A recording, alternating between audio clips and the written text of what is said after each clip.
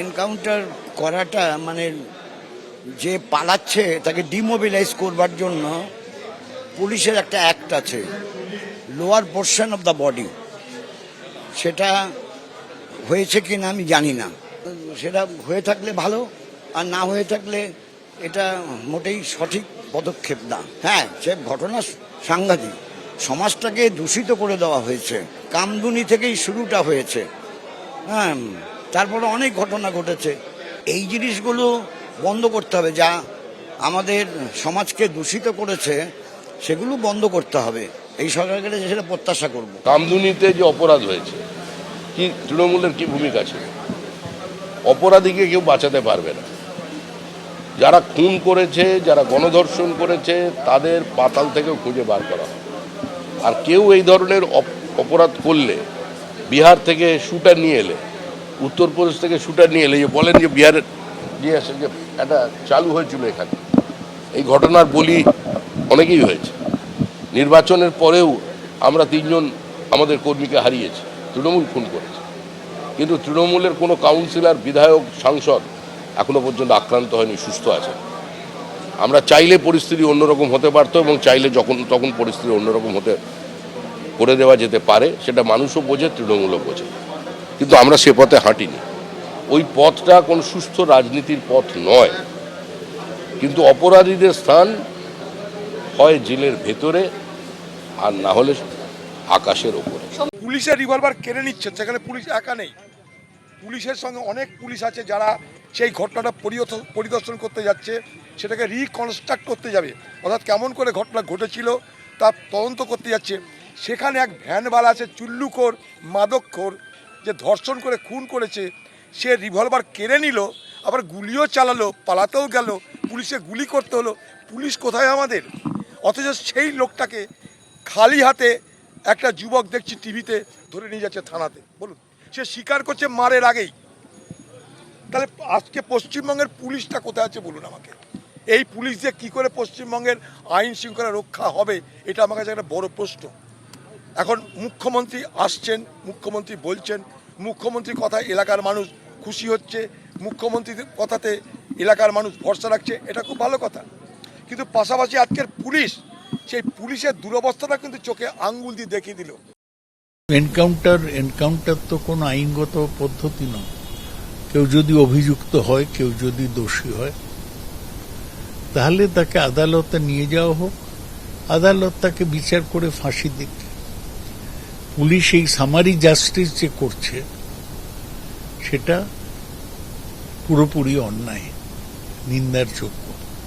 উত্তরপ্রদেশে তো এটা যোগী আদিত্যনাথ তার স্টাইল করে নিয়েছে, আসামেও হচ্ছিল কিছুদিন ধরে, এখন পশ্চিমবাংলায় চলে এলো।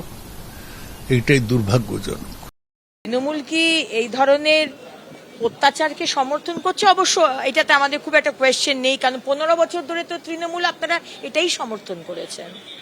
যাদের ধর্ষণ হয়েছে, আমাদের মহিলাদের, তাদেরকে অপমান করা হয়েছে, আমাদের ক্যারেক্টার নিয়ে কাটাছেড়া করা হয়েছে, 8টার পর বেরোনো যাবে না, সর্দি কাশির মতো ধর্ষণও একটা জিনিস, রেট বেঁধে দেওয়া হয়েছে, অপমান করা হয়েছে। আপনারা যে এই কথাটা বলবেন, এটাই তো স্বাভাবিক।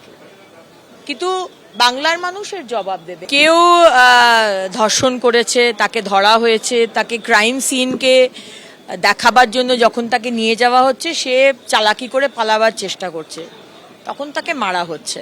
যারা এই ধরনের ভাবছেন যে পার পেয়ে যাবেন, কেউ জানতে পারবে না, আপনাদের কেউ সাহায্য করতে পারবে, কেউ বাঁচাতে পারবে না, এটুকু আপনাকে বলে দিচ্ছি। আসামি পালাতে চাইলে তাকে তো ধরতেই হবে, আর সেক্ষেত্রে যদি সে আক্রমণ করতে চায়, প্রত্যাঘাত হবে। আর বিরিয়ানি খাওয়ানোর দরকারই বা কি আছে? এদের সরকারি পয়সা, আমরা তো প্রথম থেকেই বলেছিলাম। মানুষ এতেই সমর্থন দিয়েছিল যে সকালে ধরলে বিকেলে খরচ হবে। যদিও এটা অন্য ধরনের ঘটনা, আসামি পালাতে গিয়ে, আক্রমণ করতে গিয়ে পুলিশ নিজেকে বাঁচাতে এটা করতে হয়েছে। আজকের অন্যতম বড় খবর, বারুইপুর কাণ্ডে এনকাউন্টার, পুলিশের গুলিতে মৃত্যু ধৃত এক অভিযুক্তের।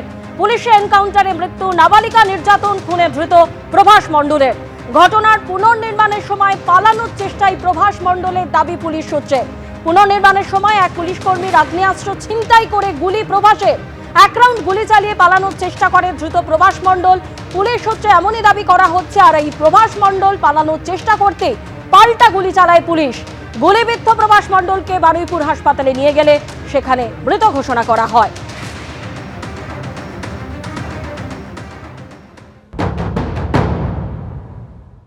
রাত 12:10 অভিযুক্ত প্রভাস মণ্ডলকে নিয়ে ঠিক যেখান থেকে নাবালিকার মৃতদেহ উদ্ধার হয়েছিল সেখানে এসে পৌঁছায় তদন্তকারীরা।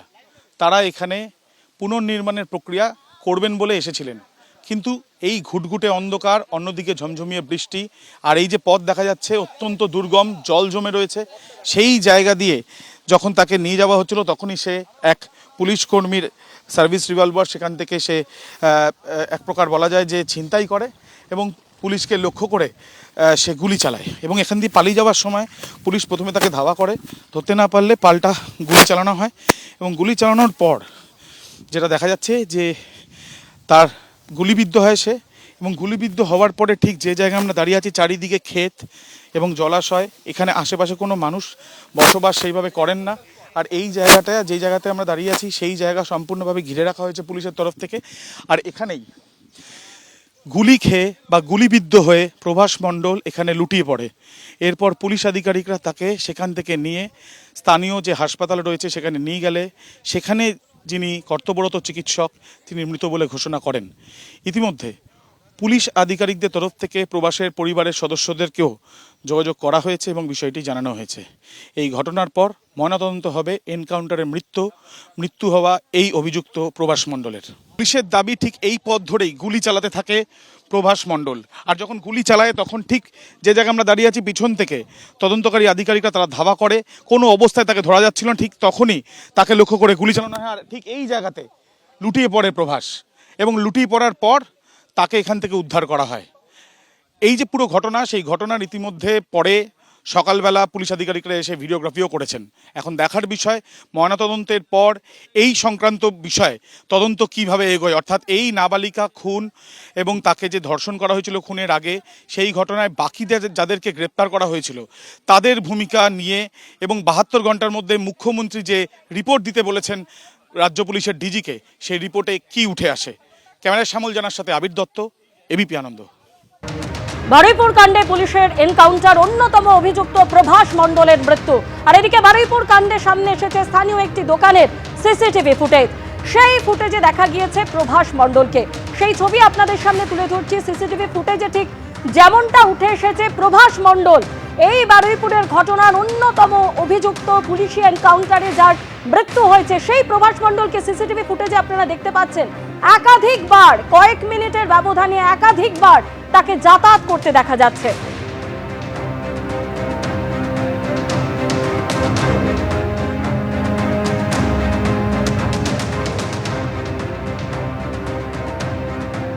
বারুইপুরের ঘটনায় পুলিশের এনকাউন্টারে অন্যতম অভিযুক্ত প্রভাস মণ্ডলের মৃত্যু।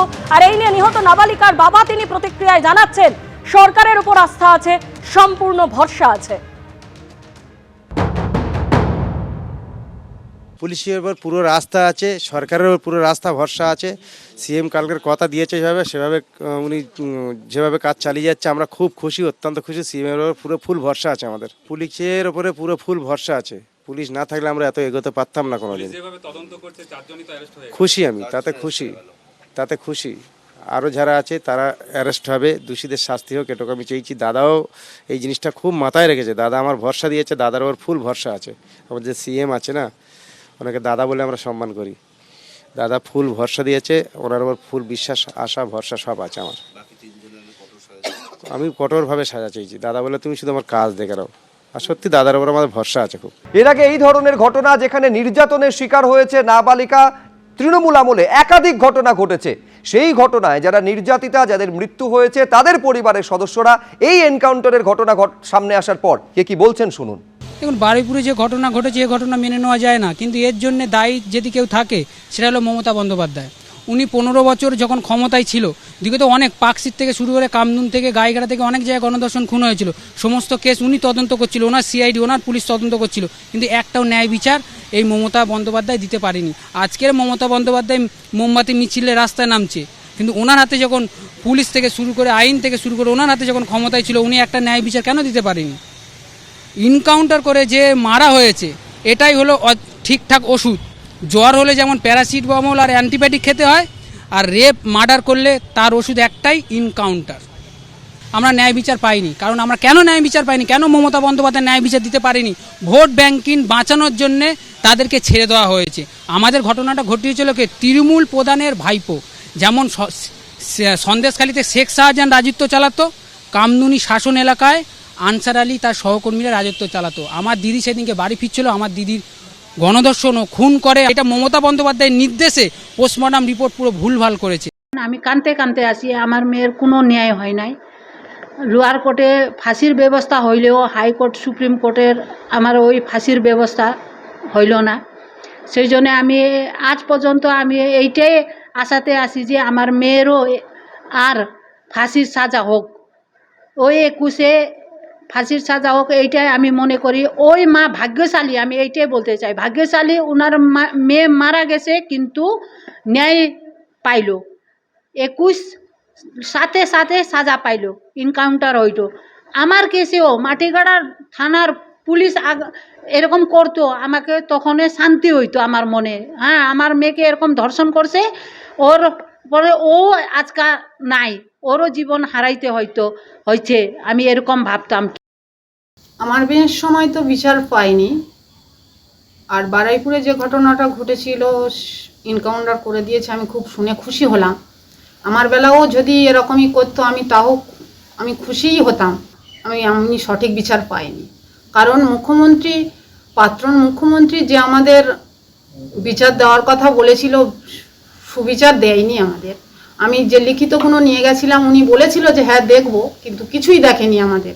যে ঘটনা ঘটেছে বারুইপুরে, এনকাউন্টারে মৃত্যু হলো অন্যতম অভিযুক্ত প্রভাস মণ্ডলের। তা নিয়ে রাজনৈতিক প্রতিক্রিয়া একের পর এক আসতে শুরু করেছে।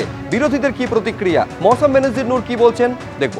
এটাকে আমরা সবসময় ধিক্কার জানাই যারা করেছে, এবং এটার বিরুদ্ধে যেমন মানুষের একটা ক্ষোভ আছে, আমাদের সবারই ক্ষোভ আছে, এবং যারা ঘটনা ঘটিয়েছে দৃষ্টান্তমূলক শাস্তি হওয়া দরকার, ফাঁসি হওয়া দরকার আমরা মনে করি, এবং খুব স্ট্রং অ্যাকশন নেওয়া দরকার।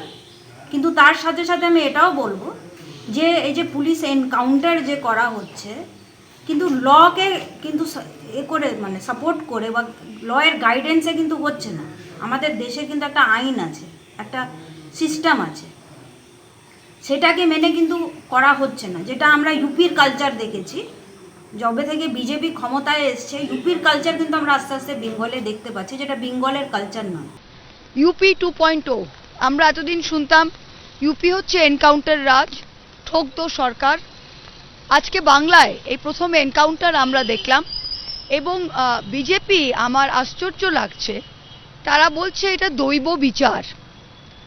আমি যতদূর জানি ভারতবর্ষের মানুষ, বাংলার মানুষ, আমরা এখনো একটা দেশে বাস করি যেটা সাংবিধানিক আচারে চলে, যেটার সংবিধান হচ্ছে সুপ্রিম রুল বুক। আমরা তো ভগবদ্গীতা, বাইবেল, কুরআনের বিচারে চলি না, আমরা তো